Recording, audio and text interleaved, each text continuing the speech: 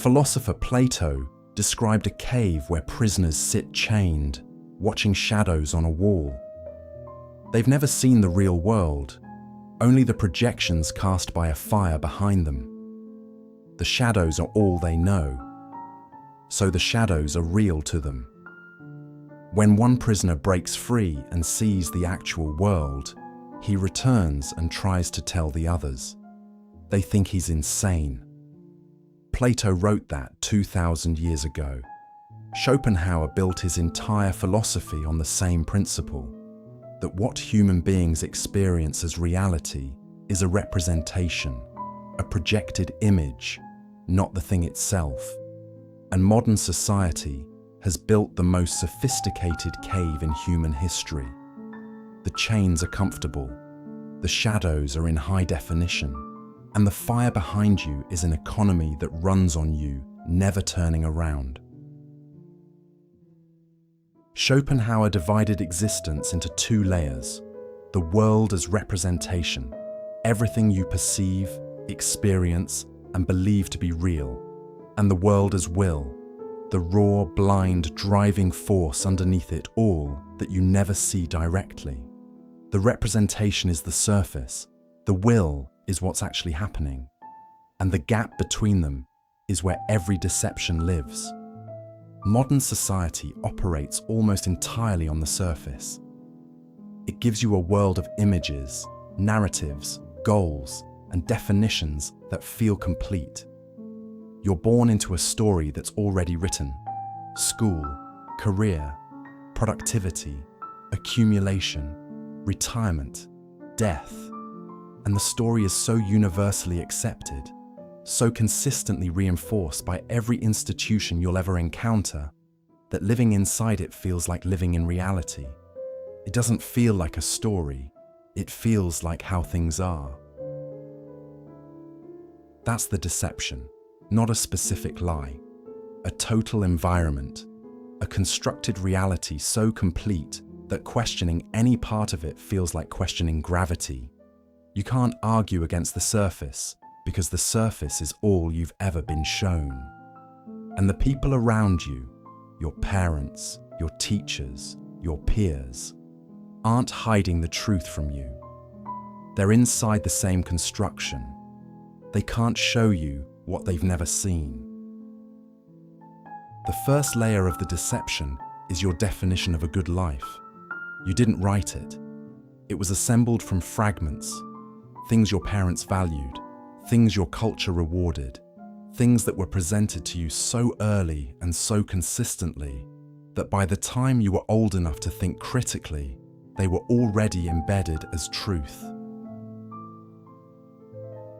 Success means money, worth means productivity, security means accumulation, happiness means achievement, love means finding someone, purpose means working towards something. Rest means you've earned a break from being useful. None of these are facts. Every single one is an assumption. And together, they form a lens so tightly fitted to your perception that you can't see the edges. You don't experience them as beliefs. You experience them as obvious, as common sense, as the way things are. Schopenhauer saw this with devastating clarity. He argued that what people call their values are really just the will, desire, wearing a mask of rationality. You don't want the promotion because you've thoughtfully evaluated its place in your life. You want it because the will wants more, always more, and the culture handed you a respectable name for the wanting. The deception isn't that you want things, it's that you believe the wanting is yours. The second layer is deeper. It's not about what you were told to want. It's about what you were made unable to see. Every framework you were given, every model for how life works, what matters, what's possible, was also a boundary. It told you where to look by making everything outside its edges invisible. Not hidden. Invisible. You can't question what doesn't exist in your mind. You can't want what you don't know is available. You can't choose an alternative you were never shown. This is why the deception isn't a lie.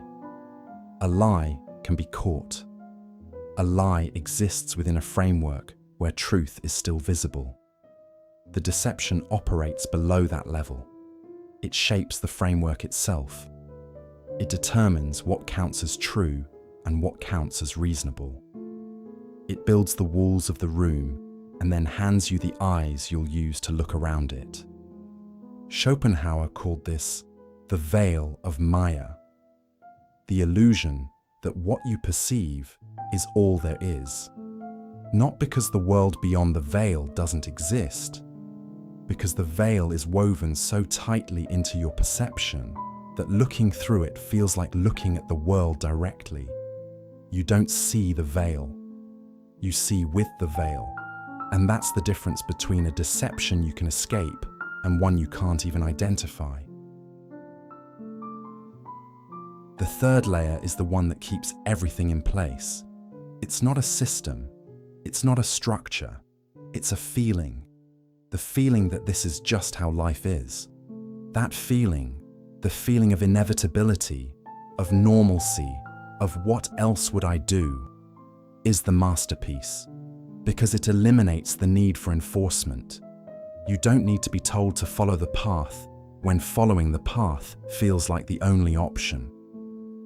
You don't need to be convinced to participate in the deception when the deception feels like reality. The chains aren't physical, they're perceptual. And perceptual chains are the only kind you'll defend when someone tries to remove them. You've felt this. You've had moments, late at night, in transitions, in the quiet spaces between one life phase and the next, where something felt off, where the script you were following felt like someone else's handwriting, where the life you were building felt like furniture in a room you didn't choose. That feeling is the veil thinning, and every time it happens, the deception has a response ready. Stay busy, set a new goal, buy something, plan something, fill the silence before it shows you what's underneath.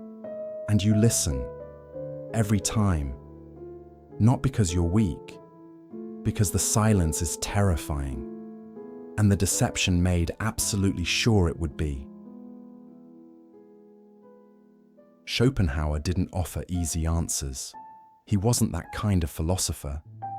He argued that the veil can be pierced through art, through compassion, through a specific quality of contemplation that steps outside the will and observes reality without desire's fingerprints on it. But he also acknowledged that most people never get there, not because they can't, because the cost is the only currency the deception taught them to value: comfort. Seeing through the deception means losing the story that made your life make sense. It means standing in a space with no script, no guaranteed outcome, no culturally approved path to follow. It means looking at the life you've built and asking, with genuine willingness to hear the answer, how much of this is mine?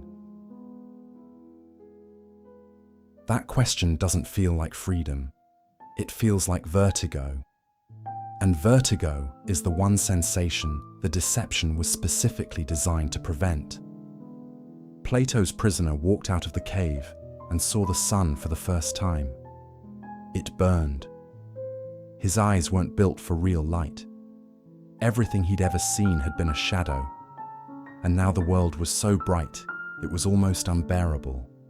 Schopenhauer understood that moment better than Plato did, because Schopenhauer knew that the pain wasn't the problem. The problem was that the prisoner had to decide: live in the light that hurts, or go back to the shadows that don't. Most people go back, not because the shadows are better, because the shadows are familiar. And familiar, in a world built on deception, is the most powerful force there is. The cave is still here. The fire is still burning. The shadows are still moving on the wall. The only question is which direction you're facing.